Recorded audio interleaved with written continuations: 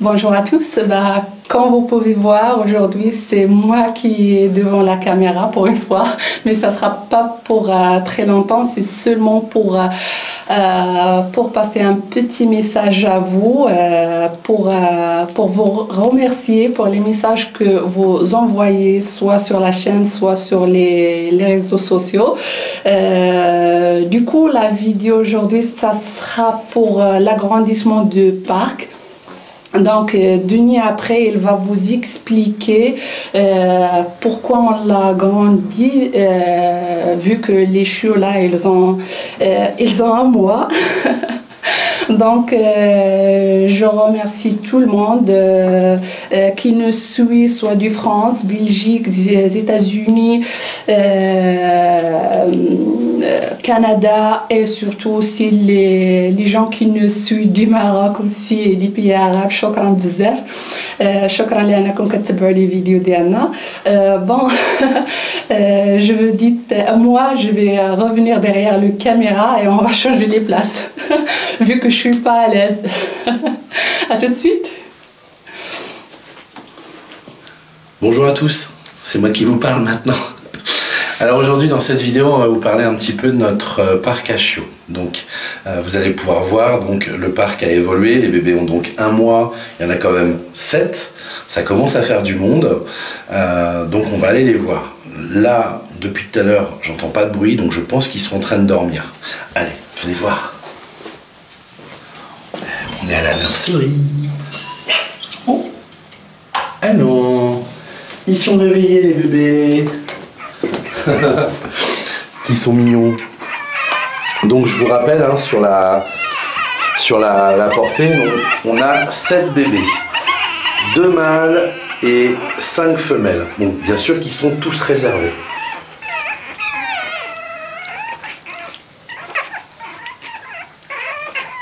Ah, on regarde, hop, on va se lever un petit peu et on va pouvoir voir juste là-bas, on en a un autre qui est encore en train de dormir.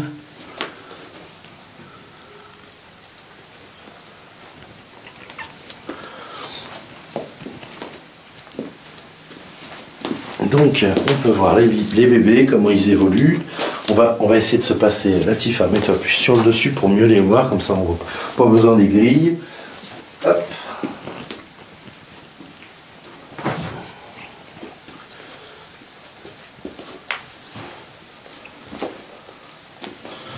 Moi je vais me jeter dans la fosse aux lions avec nos bébés. Hop là. Alors je vous rappelle bien sûr que d'un point de vue propreté, quand on rentre dans la nurserie, on n'y rentre jamais avec nos chaussures. Parce que on va dehors, on va dedans, et si on amène des virus ou des bactéries extérieures, pour les chiots, ça peut faire de gros dégâts. Alors comme vous pouvez voir, le parc est agrandi. La raison principale, comme vous pouvez voir, les chiots sont déjà en train de gambader, ça marche, ça court, ça joue un petit peu dans tous les sens. Et donc, vis-à-vis de ça, il y a besoin de plus d'espace. Bien sûr, plus il y a de chiots, plus il y a besoin d'espace. Et puis, donc, bien sûr, n'oublions pas, il y a l'aspect propreté, hygiène, qui est toujours très importante. Et si vous avez un parc qui est trop petit, les chiots vont très vite patauger dans la merde, ce qui est quand même pas génial. Surtout que ce qui est important, c'est que lorsque vous avez des bébés, là en l'occurrence ils ont un mois, mais pour un éleveur qui va vendre ses chiots à 2 mois, ce qui est le minimum légal, vraiment le minimum c'est 8 semaines, si ils ont été élevés dans un parc à chiots trop petit, ils auront pris l'habitude de faire leurs besoins partout. Le fait de faire leurs besoins partout va avoir un impact. L'impact est que le chiot ne sera pas propre du tout. Parce que lorsque vous êtes habitué à patauger dans vos excréments, se dire je vais aller faire mes besoins dehors, pour vous, non, c'est pas une priorité. Vous savez, c'est le principe de l'éducation. C'est comme pour nos enfants. Logiquement, on est censé leur apprendre on dit bonjour quand on se lève, bonne nuit, s'il vous plaît, merci, on vous voit, on est poli, etc. Vous voyez, ce sont des bases. Les bases sont très importantes. Et les bases, l'éducation, que ce soit pour un enfant ou pour un chiot, il ne faut pas prendre ces choses-là à la légère. Donc, l'intérêt donc de leur apprendre des bonnes bases, c'est aussi ça. C'est la propreté, donc on va faire un parc, c'est sûr, c'est un peu plus coûteux parce que c'est plus grand, il va falloir plus de choses, plus de stock, plus des machines à laver plus grosses, de la consommation d'eau, d'électricité, mais on n'a rien sans rien. Paris ne s'est pas fait en un jour, mais c'est surtout qu'il faut être à la hauteur de ses prétentions. Quand on est éleveur, on se doit de faire les choses correctement. Si on est trop sur si on rogne trop sur les bouts de chandelle, il y a un moment, c'est un dysfonctionnement. C'est une des raisons aussi pourquoi beaucoup d'éleveurs ne s'en sortent pas, parce qu'ils sont tout le temps à vouloir rogner les bouts de chandelle. Voilà, c'était une petite aparté. Donc comme on peut voir, donc là ça y est, ils se sont réveillés parce qu'ils m'ont entendu derrière la porte, mais comme vous pouvez voir, les bébés aussi ont un besoin de dormir. C'est comme un enfant. S'il vous plaît, quand les bébés dorment, laissez-les dormir. C'est très important, c'est un besoin pour eux. On pensera bien sûr aux enfants, vous en tant que parents, pensez-y, un chien n'est pas un jouet, un enfant ne va pas forcément avoir la notion de ces choses-là. Hein, vous savez comment ils sont. Donc, même si on veut faire plaisir à nos enfants, et ça je le conçois, surtout là on s'approche des fêtes de Noël, certains d'entre vous vont avoir le chiot juste avant Noël, autour de ces périodes-là, malgré tout, même si on veut faire plaisir à nos enfants, pensez-y.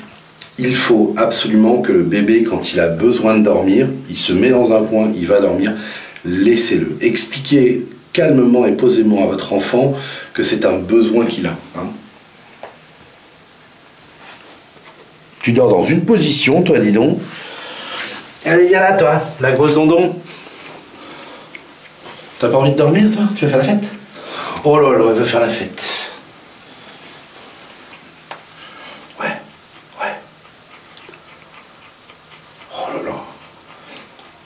Non, mais je vous dirai pas, elle me dit des secrets. Elle me raconte des secrets sur sa mère.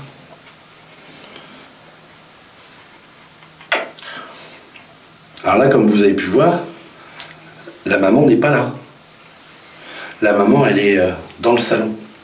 Pourquoi? Tout simplement parce qu'on vient aussi leur apprendre gentiment à être un petit peu autonome, à être un peu tout seul. C'est une petite habitude que j'ai fait. Donc, dans les mécanismes, j'enlève la maman des bébés régulièrement, déjà pour qu'elle puisse se reposer au calme, se retrouver avec ses copains, ses copines, se retrouver dans la meute, hein, tout simplement. Et comme ça, d'ailleurs, on le voit souvent, je vais avoir Gigi, par exemple, ou Olive, hein, qui vont s'approcher d'elle et qui vont la lécher. Voilà, on prend soin des siens. C'est quelque chose de très important. L'esprit de famille est très fréquent et très présent au niveau canin. Voilà, on n'oublie pas bien sûr de faire attention au niveau des griffes des chiots. Je ne le dirai jamais assez. Pensez, s'il vous plaît, messieurs et mesdames les éleveurs et les éleveuses, lorsque vous avez des bébés, coupez bien les griffes. De façon très régulière. Ça impacte sur la forme, des doigts qui vont avoir tendance à se mettre sur les côtés, donc ça impacte sur le poignet et sur le coude. Pensez-y. Et donc si on a des griffes trop longues, au moment où le bébé va venir téter, regardez bien, ils ont tendance un petit peu à patouner comme un chat fait. Et donc s'il y a des griffes, ça va défoncer la chaîne mammaire de la mère. Donc c'est à ce moment-là qu'on peut avoir des accidents. Hein. On peut avoir des chiennes qui pourtant sont très maternelles et d'un seul coup le sont beaucoup moins.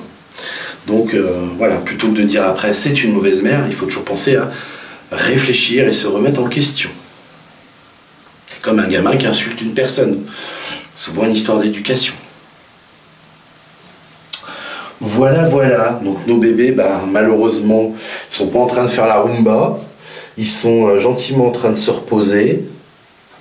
On pensera aussi, bien sûr, je l'ai déjà dit, mais je vous le redis, lorsqu'on a des doudous, quand vous prenez des doudous pour les chiens, là, vous pouvez en prendre. Vous voyez, ça fait du bruit, ça a un petit grelot, Mais par contre, on vérifie toujours dessous s'il n'y a pas de petites billes. Vous savez, ces petites billes blanches transparentes qu'on peut retrouver aussi dans les sachets, dans les chaussures.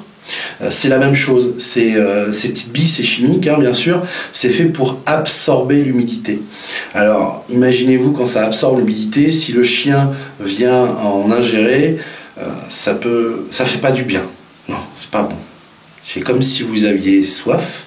On va vous mettre en plein soleil, par 50 degrés, et puis non, vous ne buverez pas. Vous n'allez pas pouvoir boire. Non, non. Vous restez au soleil. Et pas très bien.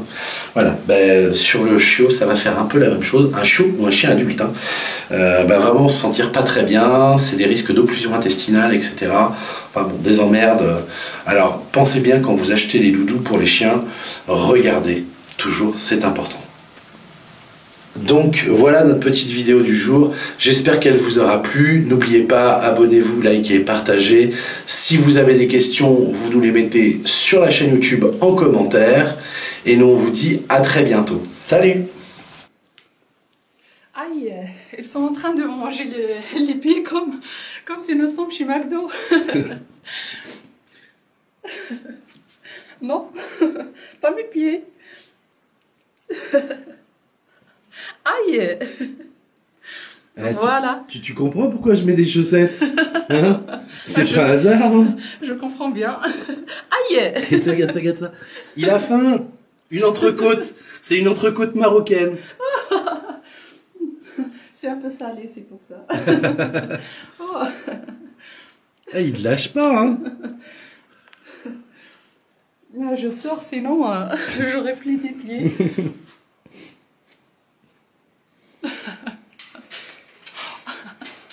Aïe.